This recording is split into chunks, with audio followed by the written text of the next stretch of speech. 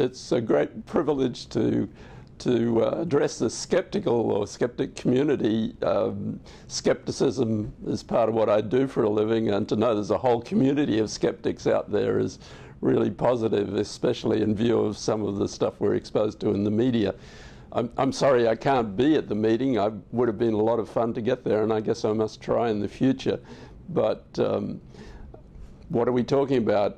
Skepticism, I guess. And I'd like to talk particularly about communication, particularly the issue of communicating science, the values of science and scientific findings to the broader community, which in some ways I believe is becoming increasingly challenging.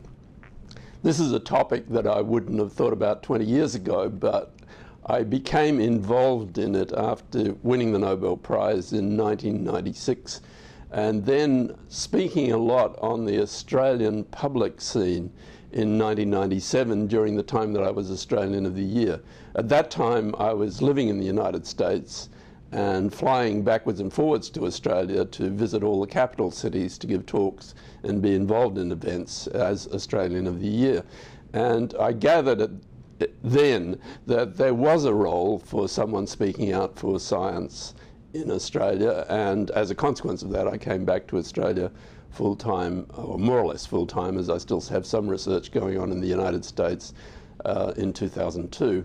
Now, I'm a professional research scientist. I didn't start out quite that way. I trained originally in veterinary science, and then that does teach you to sort of watch what you're doing, watch your back and where you're going. Otherwise, you're likely to be kicked to death by a horse or bitten by a pig or a dog or something. So it does give you a certain skepticism about the idea that life is totally safe. But since the early 1970s, I've been a full-time laboratory-based research worker working on problems to do with immunity to viruses. And as a lab scientist, we live with the realization that Murphy's Law always applies, that anything that can go wrong will go wrong. And one also learns that if you're going to be an effective scientist, you have to be extremely skeptical, both about your own findings and about those of others. In fact, particularly about your own findings. That's especially true for my field of interest, which is immunity to viruses, because this is an extremely complex area of science. And because it's complex, and because many of the variables are not particularly well controlled, and progressively we understand them better, but when I started in this, there was much that we did not know. We didn't know about whole areas of current knowledge, for instance, like the cytokines and the chemokines and various molecules that are secreted in immune responses, yet we were interpreting the nature of immunity in the context of what we knew at that time. And that's obvious when you think about it, that if there's a tremendous unknown and there are tremendous unknown variables, then you do need to be skeptical, because you need to look very closely at what your data says and you need to follow that rather than some overwhelming conceptual model that may have come out of the top of your head. Science is a great discipline in that respect, and fortunately we got some things right, which led eventually to a Nobel Prize. So skepticism in my field was extremely justified, and still is justified, because we do at times get off on the wrong tack. And that's true of all complex science, whether it be immunity to infection, or it be the science of climate change, which of course is extraordinarily complex with many variables. And what we rely on is a due skepticism from the practitioners and from those who review research papers when they're submitted and look at what claims are being made and evaluate those claims in the context of the data. And also we rely to some extent on the skepticism of those that we try to interact with in the broader community, because we have to explain what it is we're about, what it is we've found, and why we're saying what we're saying. Much science, of course, doesn't surface at the level of the broader community. Most of what happens in science goes on at a level where the general community is not particularly interested. But then there are areas where everyone is interested to know what's happening. One, of course, is my own area of infectious disease. People want to know what's happening, they need to know what's happening, and the scientists need to speak out so that we're duly warned against possibly dangerous situations. And that, of course, is a difficulty, because prediction in science is extremely difficult, and many of the complex situations where we try to make predictions, we put out the case in front of the community, but the nature of the interaction between science and the media is often such that it comes out as a much more dramatic scenario than the scientists themselves would wish to have pushed. And that leads to a certain skepticism then on the part of the broader community. Skepticism within science itself is what keeps our subject honest. There are various things that keep science honest. One of them is that science is based on experimentation, observation, measurement. This started as a model for how the natural world should be investigated back in the 17th century. It starts with the philosophy of the former Chancellor of the Exchequer of England, Francis Bacon. It starts with a whole movement in Europe at that time, which led to the founding of the Royal Society of London, the first great academy of science in the English language, founded in 1642, I think, or chartered about then by Charles II of England. It starts with the founding of the scientific section of the French Academy of Sciences just a little bit later, and so forth. And it's exemplified, or it's summarised really, in the motto of the Royal Society, which initially was just a group of gentlemen who were interested in natural philosophy and the natural world, and came together to discuss various issues and to see how these issues could be probed. And the motto of the Royal Society is nullius in verba, which means nothing by words alone, which means basically you have to do the experiment, you have to make the observations, and you have to come up with conclusions. You can't just make ex cathedra statements, which really was the situation through the Middle Ages, when people could just make a statement based on the belief system that they chose to follow, or how they chose to interpret that belief system. And of course, we were very wrong in a lot of areas about how the natural world worked. We followed, for instance, the idea of Galen in The Medical Scientist, that the blood ebbed and flowed, which has obvious problems, and was one of the reasons that people used to bleed people, because they believed they could bleed out the bad blood. Once blood starts to circulate in the circulation, it doesn't make so much sense to do that. Now, the other criterion that the Royal Society and others set up in the 17th century was not only did you have to do the measurements, make the observations, come up with interpretation. The other criterion was that you had to publish your results so that everyone could see them, and that they would be reviewed. And they were reviewed even early on. The finding of Jenner, which is somewhat later, that you could vaccinate against smallpox with what was probably cowpox virus, was actually rejected by the Philosophical Transactions of the Royal Society, because he didn't have enough data points. He didn't have enough cases. Of course, he was absolutely right, but they supplied the criterion of skeptical, thorough, in-depth review, and they said, well, you just don't have enough evidence. And so he actually published privately.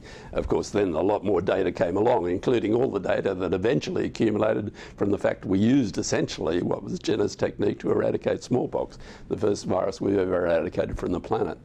Now, those values of critical analysis, measurement, hypothesis, experiment, and then publication are really what has transformed our world from the world of the 16th, 17th century, where people didn't necessarily live that long, where things like infectious disease were totally ununderstood, to the world we live in today, where For example, we can now take say a virus that comes in and is causing a severe outbreak. We can possibly have that identified within 24 to 48 hours using new diagnostic chips, which would have all the different genomes of all the known viruses, and also low stringency genome that would cover what would be related viruses that are at this stage somewhat unknown.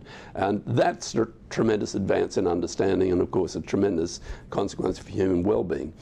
The issue that we face, though, is that as science has gone on and as we've become more and more sophisticated in the way we make our measurements, and fields have become more and more specialized, firstly the sciences themselves have divided up into distinct categories where many people can't cross the barriers between the various areas of science. To some extent in biology that's starting to come back together with the new sciences of genomics and proteomics and so forth, where we can read out all the genetic material, all the genes that are being read, say, in a particular infection or a particular cancer situation, and we can evaluate that, and we look across the whole broad spectrum of what's happening. So we're not just dividing our observation into the field of immunity or pathology or of what the virus is doing. We're actually looking at the whole spectrum. So to some extent that's bringing science back together. But it's also a fact that science has become really divided, and for people to read across areas of science, particularly between, say, the biological sciences and the physical sciences, is extremely difficult. I've sort of encountered that, and I think anyone who's in biology has encountered that as they've tried to understand in greater depth what's actually happening with climate science. And of course we can't really do it, firstly because we don't have the expertise, we don't have in different areas, and secondly we can't really do it because we don't have the time, and time is a tremendous constraint for all functioning scientists, because the pressures on doing the work, on publication, on getting funding, on writing grants, and on reviewing other people's work as well, means that there's very little time in any active scientist's life. And so that really is a constraint. So how do we function in that sense? How do scientists know what other scientists are doing is fundamentally acceptable? How do I know, for instance, as a research biologist, that what the climate scientists are saying indeed has validity? What can I do? Well, I've been looking at that to the best of my ability, because I do think that if the climate scientists are right, this is clearly the greatest challenge facing humanity in the long term. And so how do I evaluate that? And firstly, I read up on a lot of this stuff. I wrote a book called A Light History of Hot Air, which is right outside my field, but I read up on a lot of things, and some of that's in that book. And then I'd read the sort of general literature on this, particularly in journals like Nature and Science, where you have very good news and views and very good overviews. And then I also try to look at some of the key scientific papers. That's one thing. So I'm relying, if you like, on the integrity of Nature and Science. I'm relying on the integrity of their review processes, and I'm relying on the integrity of the people who talk to them to be essentially truthful. Then I look at databases like the National Oceanographic Administration, the US National Oceanographic and Atmospheric Administration website, NOAA, and I look to see what they're saying and what they're saying the measurements say. And then I also go to some of the client science seminars that are local, or I've been to some international meetings where some of this stuff is covered, and I listen to these guys talk. I listen to them and see, well, you know, are they talking the way scientists talk? Are they looking at their data critically? Are they being critical? Are they putting out the different alternatives? And then I talk to them too afterwards. And so I come to the conclusion from that as far as I can see, these guys are legitimate scientists. They're doing their best to try and understand complex situations, and they're doing their best to put it forward in a comprehensible and in an honest way. And that's the conclusion I've come to about climate science. But I keep it under constant review, and I sort of look at what's being said and listen to what's being said. Now, what really distinguishes a legitimate scientist? Well, I think one of the things that distinguish a legitimate scientist is one of the things that make journalists so frustrated with scientists. And that is, a legitimate scientist will talk to a journalist or talk to someone who inquires, say, look, this is the way we think it is. This is what the data sets say. This is where we think it's going. But, and that's what the journalists hate. It's the caveat. It's the but. They want actually a more or less dogmatic statement that they can build a story around. They want a story. Remember, journalists and media people or whatever are there either to generate ratings if they're in the audio-visual type of area, or they're there to sell newspapers. And all this translates into advertising revenue. So they want clear-cut, straightforward stories. And this is one of the reasons that the interaction between professional scientists and journalists is so potentially lethal. Because often what comes out is an extreme or rigid statement of what's actually being said by the scientists. Because the scientists will be saying, yes, we think it's that way, but you know, if it went this way, it could be like that. I know, for instance, how to get a journalist who calls me up to print nothing. And that is, I give all the caveats, I give all the reservations, and they go away and they think, oh God, I never want to talk to that guy again, which is a self-protective mechanism, if you like. So there's that issue that makes things very difficult. But what you know is, if you want to evaluate whether you're listening to a scientist who's actually for real, or you're listening to someone who's basically taking some sort of protagonist position for some other reason, what you'd be looking for is that caveat, that reservation, that's saying, well, look, this is how we think it is. That's what we think the data says. But, you know, maybe there's this issue. And if you probe on that, they should give you answers that say, yes, we're not that certain on that, and this is where we stand. Now, if you look at the International Panel for Climate Change, Intergovernmental Panel for Climate Change report, for instance, you will see that that's inherent in the language. Because what they say is, we think there's a high level of certainty or low level of certainty. I forget the actual words. But they say, they give a level of what they think is happening. And also what happens with those reports is they will, in subsequent reports, back off from what they said earlier. For instance, one of the earlier reports was very concerned about the possibility there would be an overturning of the Gulf Stream. That it would stop, and that they would get freezing conditions in England as a consequence. And then by the time they'd looked at it again, they had less cause for thinking that would happen. And you see them backing off from that position. Now, of course, that to a scientist is perfectly normal, that you back off from a position. You've got more data, you've got better data, you draw back from it. To a journalist or to a lawyer, that's a sign of weakness. You're somehow saying, I'm wrong. And you know, so that allows scope for attack. The so-called skeptics in the climate science area, skepticism, fine. But if you're going to be skeptical about a scientific issue, these issues are so complex that you really have to fight it out within the scientific community. You have to convince your colleagues. You might say, well, you know, they don't have access to the data sets, and they don't have a lot of money, and they're not being funded. Why are they not being funded? Well, they're not. If they're trying to do science, they're not putting stuff forward which seems to be legitimate in the terms of analysis and so forth, and their peers don't accept it. So, well, you could say, oh, that's just an old boys club sort of thing or something like that. But then you've got to ask why all these people who put enormous amounts of money into discrediting climate science, like some of the fossil fuel companies and so forth, it's summarised in Naomi Oreskes and Eric Conway's book, Merchants of Doubt, quite effectively, I think. And you've got to ask why these groups aren't funding legitimate science that says, well, you know, this is the alternative view. Why aren't they funding science? Why are they funding propaganda? And you've got to conclude, I think, that they know what's happening as well. They accept what's happening with climate science. In fact, they say they do, though it often comes across as greenwashing. But they don't want to see anything happen because it threatens their financial bottom line. We've got to accept that's the nature of capitalism. Capitalism is about capital, it's about profits and all the rest of it.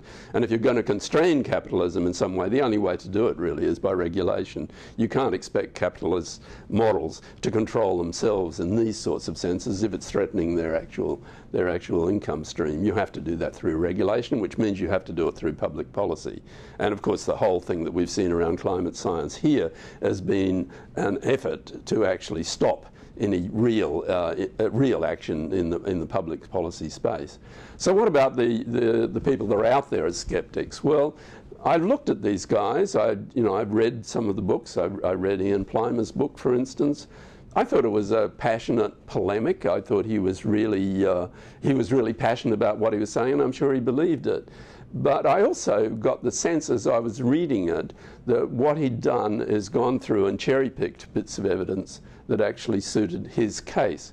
Now, you simply don't do that in science. I mean, the job of the scientist is to look at what's out there, make sense of it, and bring it back to some sort of useful and valid synthesis. And really, if you're going to look at the whole of climate science, it's almost too big for any one individual to look at. That's why they have the Intergovernmental Panel on Climate Change, because they have people like from astrophysicists to oceanographers to marine biologists to people looking at avian migration patterns. There's a whole spectrum of data that feeds into this whole analysis that is actually summarised in the report for policymakers, which is readable. And when I talk to a lot of the people who say they don't believe in climate science, or they say it's all a scam, I ask them, have you actually read this? And they invariably haven't. In fact, I think a lot of the people in our federal government on the opposition side haven't read that document, even though they're highly critical of it. And they will come out with statements like, oh, the scientists are saying you should expect 6 metres of sea level rise, whereas in the IPCC thing it says a maximum of 0.6 metres over the next century. So, there's a lot of misinformation. And that's actually an issue of opinion leaders or opinion makers who command, say, an open microphone or the pages of a major newspaper, who, in my opinion, simply set out to deliberately misinform themselves and then deliberately misinform others. And they deliberately misinform themselves in a way that gives them absolute conviction. And this may be, I'm not a psychiatrist, but I think this may be very basic to the human condition. We will tend to misinform ourselves in ways that suit what we perceive as our self-interest. You can't do that with science. You can't do it with nature. You have to deal with reality, as I think Richard Feynman pointed out rather elegantly many years ago. Reality cannot be denied. It will get you in the end, and that's what worries me about this whole climate science thing. So the prominent skeptics, I think essentially have slipped over into denialism, at least the ones that are prominent in our community, and they seem to be more prominent here than anywhere else on earth.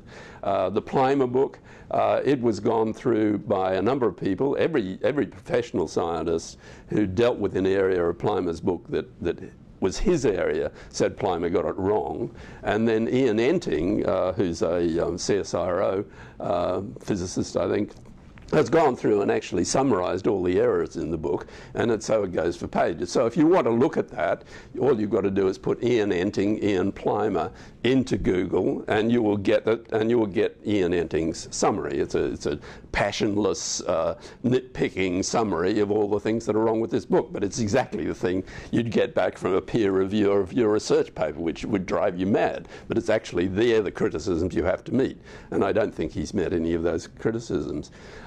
Other than that, the people who are kind of the senior figures in this climate science area, I looked them up on the Web of Science, for instance, which actually lists what people have published, and it also lists who's referred to them and how much they've been referred to them to. And if you go back to their science, say, before they became involved in this issue seriously, so that shouldn't be biased in any way, you actually find that in the main they're either very mediocre performers, or they're people who retired into, say, management and being director or something early and stopped actually doing active science.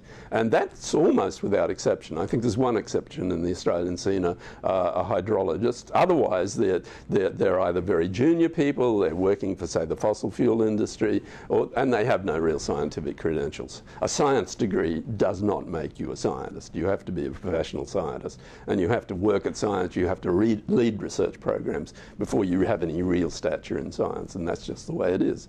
So a lot of the denialists really I think they're suffering from old guy syndrome, as Max Planck and I think Isaac Newton said before him very perceptively, science advances by funerals.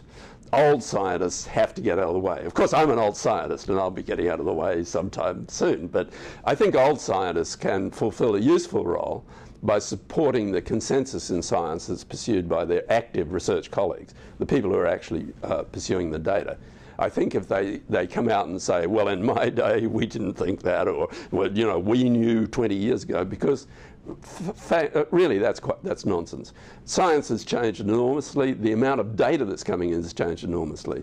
One of the things I've taken on is to be the chair of the scientific advisory committee for the Centre Advisory Committee for the Centre for, I think it's called the Centre for Climate Science, that's funded through the ARC. It's a Centre of ARC, Centre of Excellence. These are modelers, oceanographers and physicists and various sorts of people. What they do is they model data on what's happening in our part of the world, and that data is accumulated by the Bureau of Meteorology and by the CSIRO, particularly the CSIRO division in Hobart that deals with environmental issues and oceanographic issues.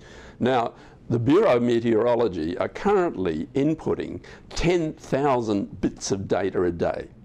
10,000 bits of data a day. That's an enormous amount of information. And it's coming from information sources that someone who retired from science 5 or 10 years ago would have no contact with.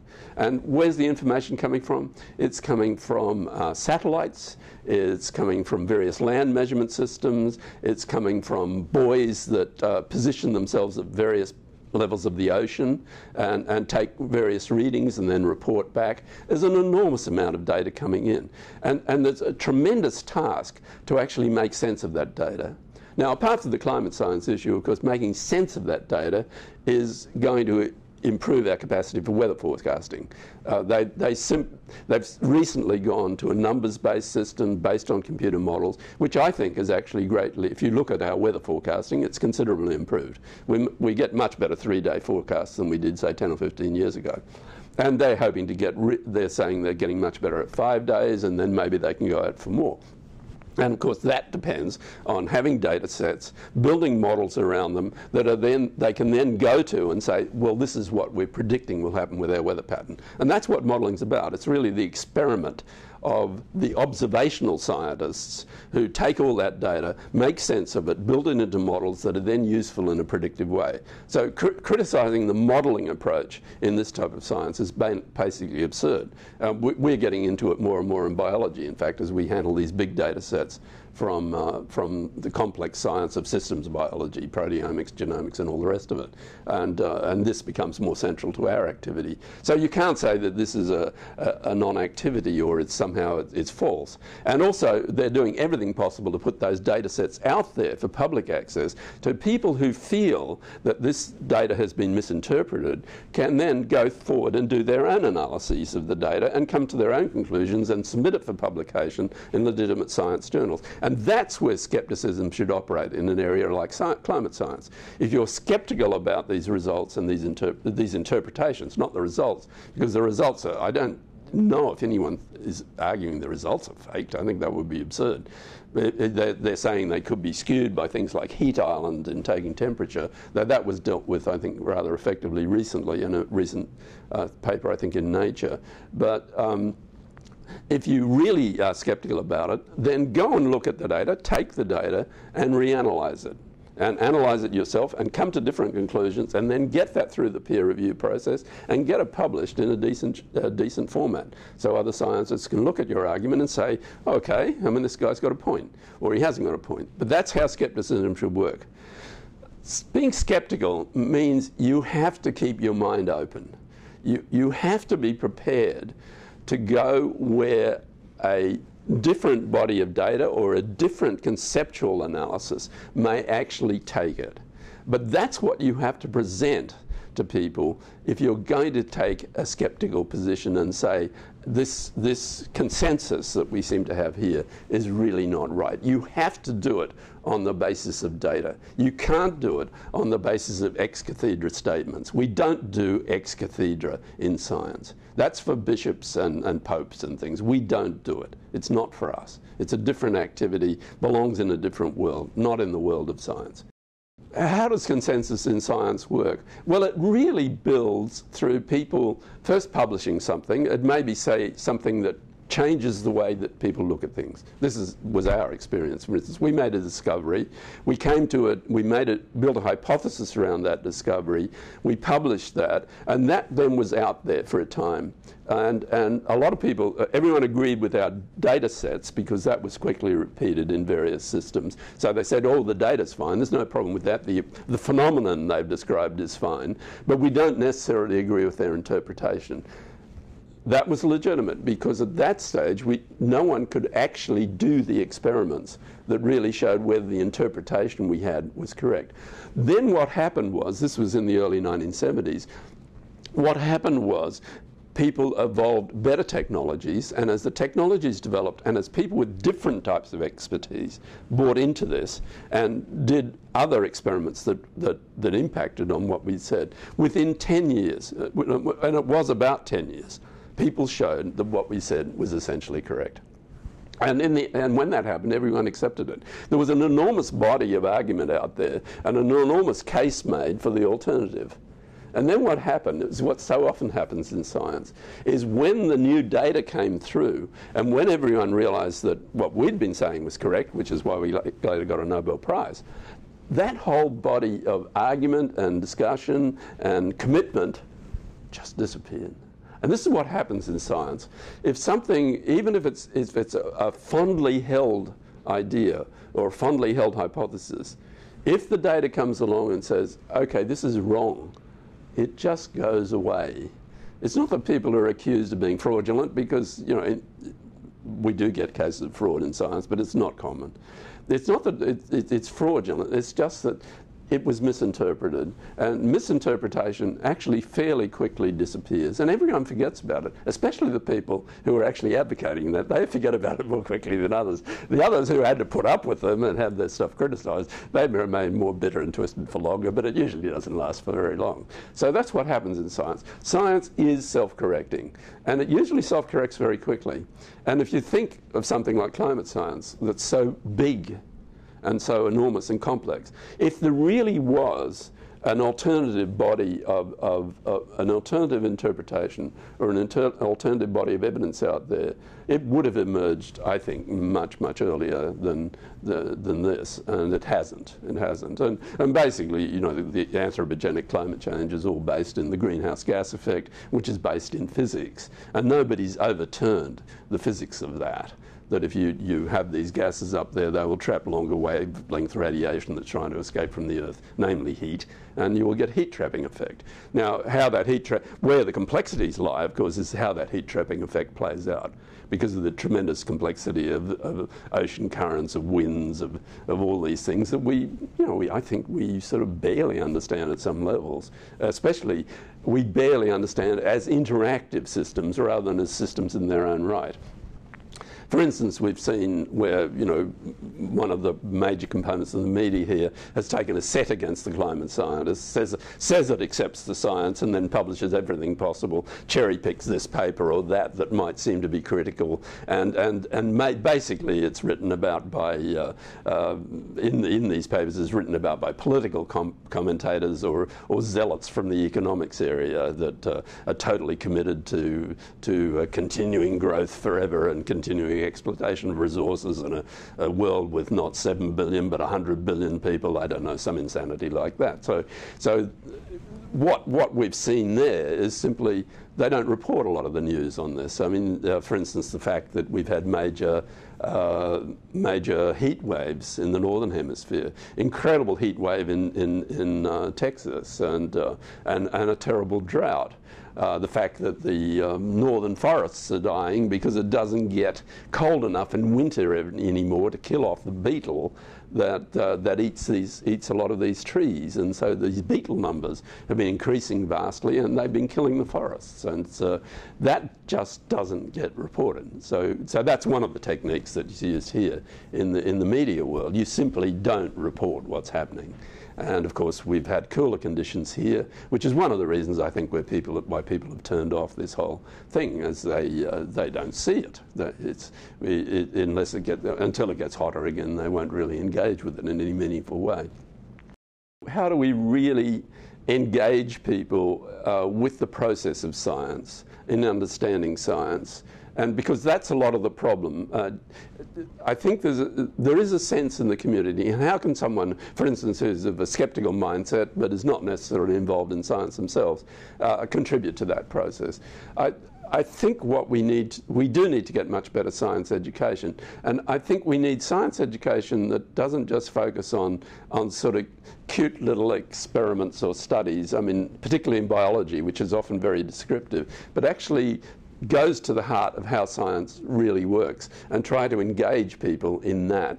That is actually pretty difficult. I mean, we have people graduating with science degrees who really don't understand how science works. I mean, you can get through a science degree without really being a practitioner of science. And it's hard to actually get that across, this idea that I went to originally, that really depends on observation, measurement, publication, and of being prepared to back off from where you were and say, okay, we got this partly right or partly wrong. And that's hard to get across. And of course, people like certainties.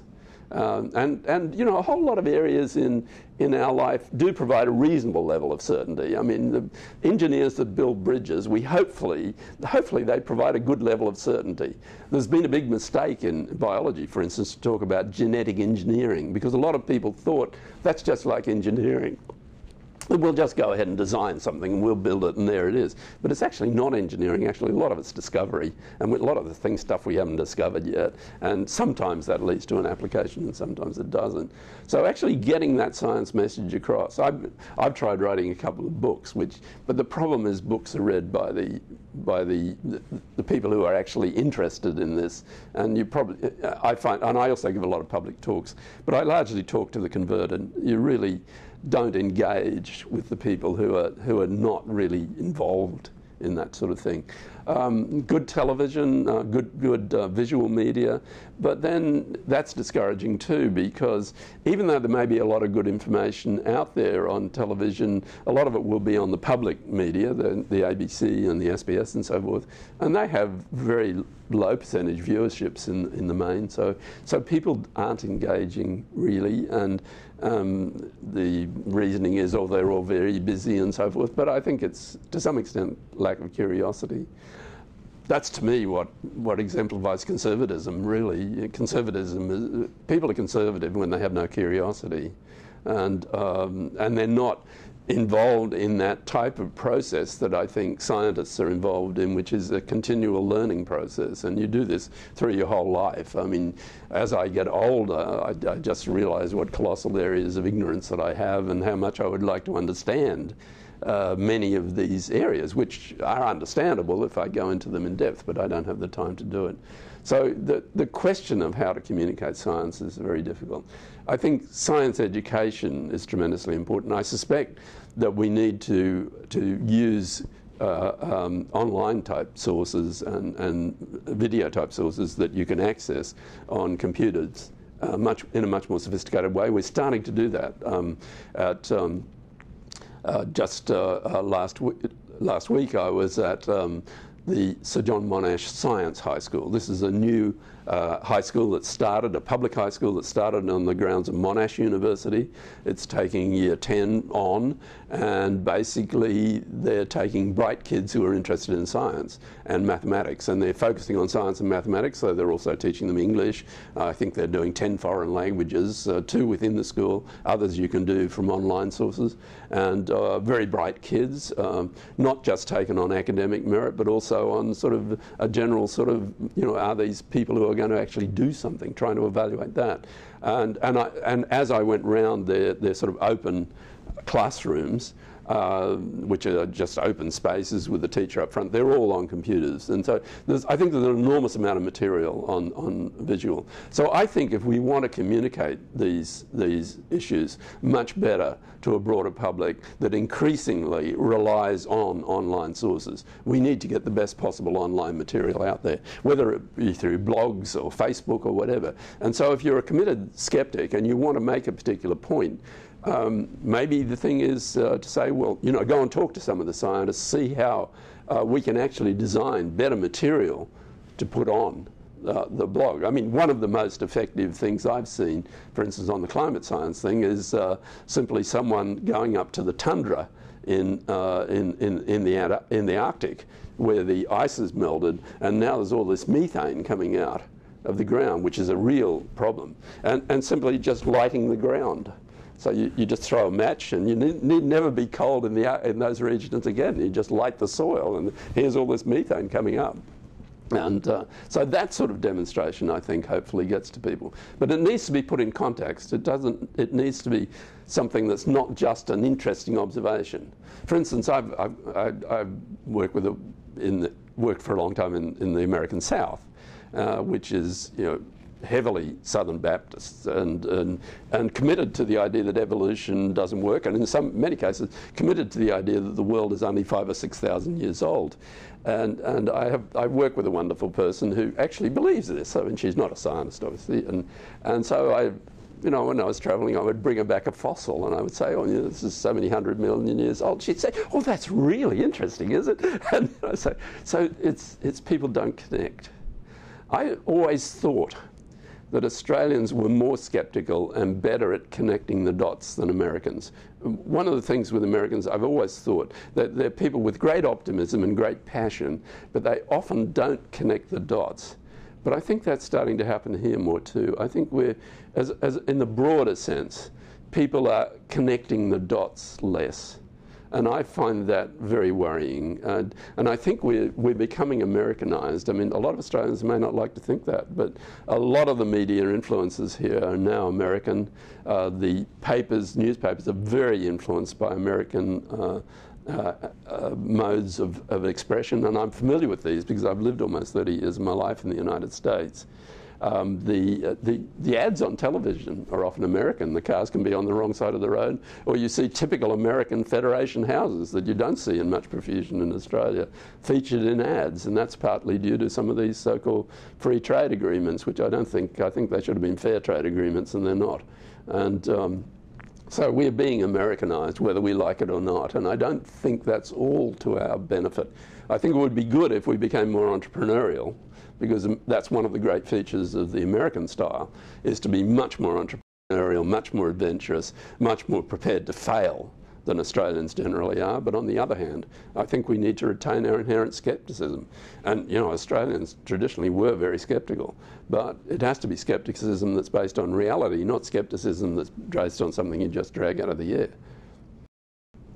The whole issue with infectious diseases too is complex, and that's another reason that some skepticism has grown in the community. If you think about the situation with the avian influenza, for instance, some years back, there was a tremendous scare. We could see this stuff spreading with enormous speed in bird populations. In fact, something like $1 billion worth of chickens in the world have had to be destroyed or have either died from this infection, or they've been destroyed to try and limit its spread. So that's an enormous economic loss for the world. Now, the disease also transferred across to something like 500 or 600 people so far. It's still going on, and about 60% of those people have died.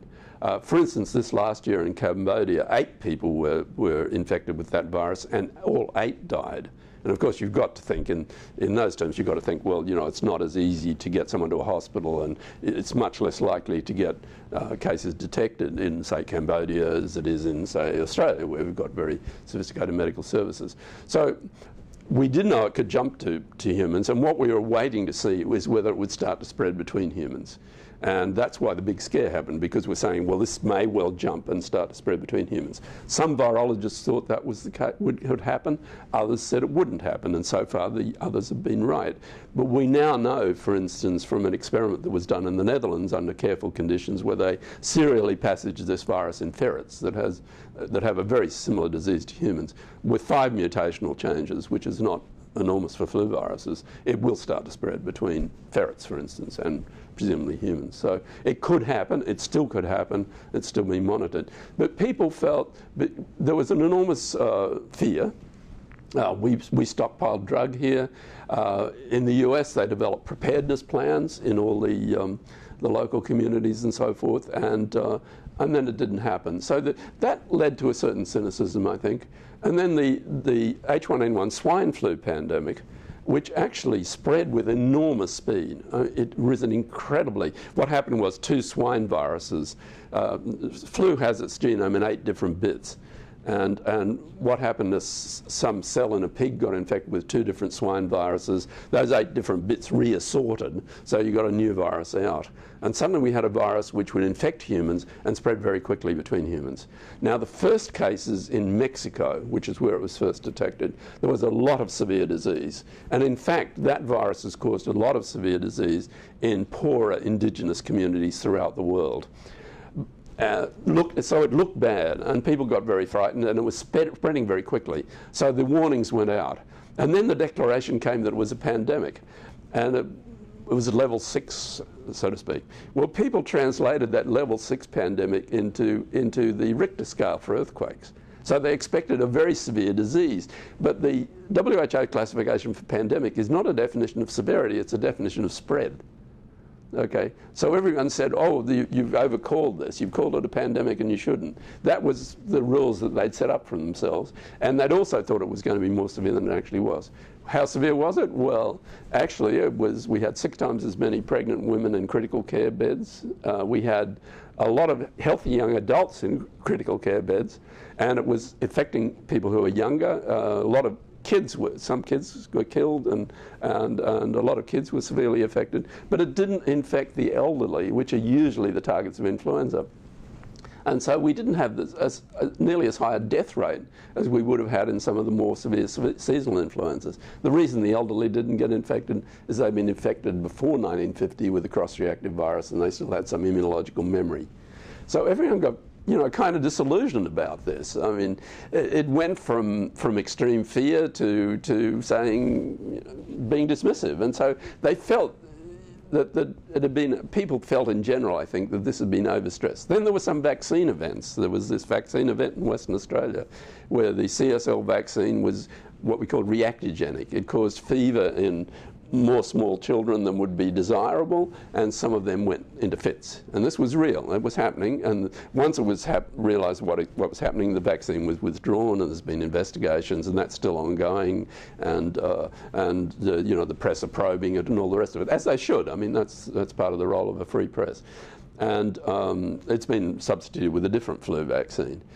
So that's an issue, and the society, I mean the scientists or the medical regulatory people in this case, and the epidemiologists did what they should have done, but it didn't look great to the broader public, which has some skepticism of vaccines anyway because of the whole story that was put out from again medical scientists about the MMR vaccine, measles, mumps, rubella, causing autism.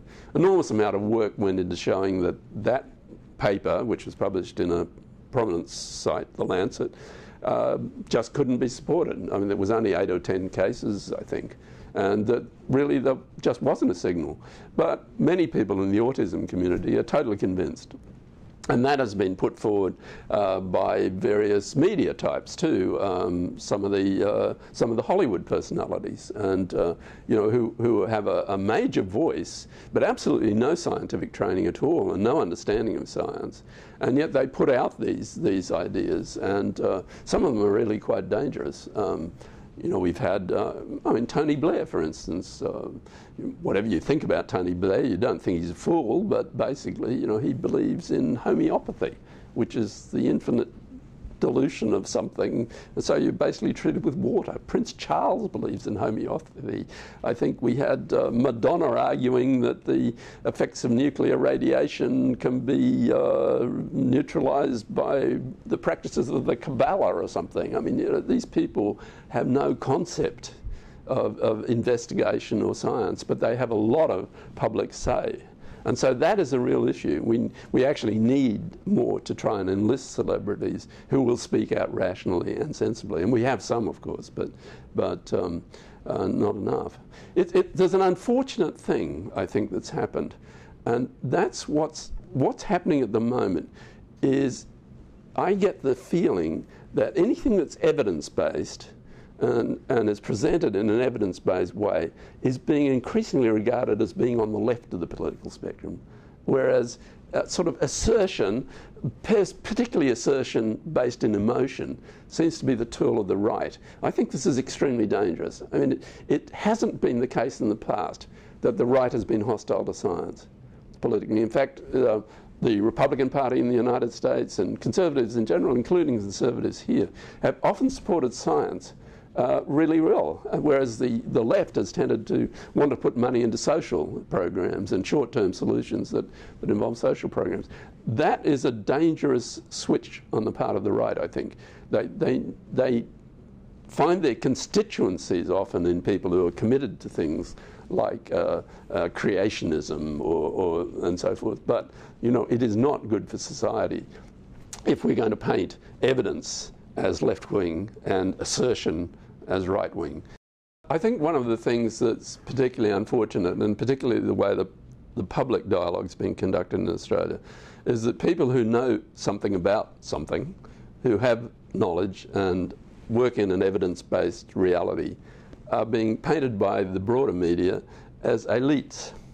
Okay, well, they are elite in a sense, as they've gone in depth in something, they've dedicated probably their lives to studying something, and they do know something about it. So that's a form of elitism, I guess, to know something about it and to work hard. But really, the elites that worry me are the power elites.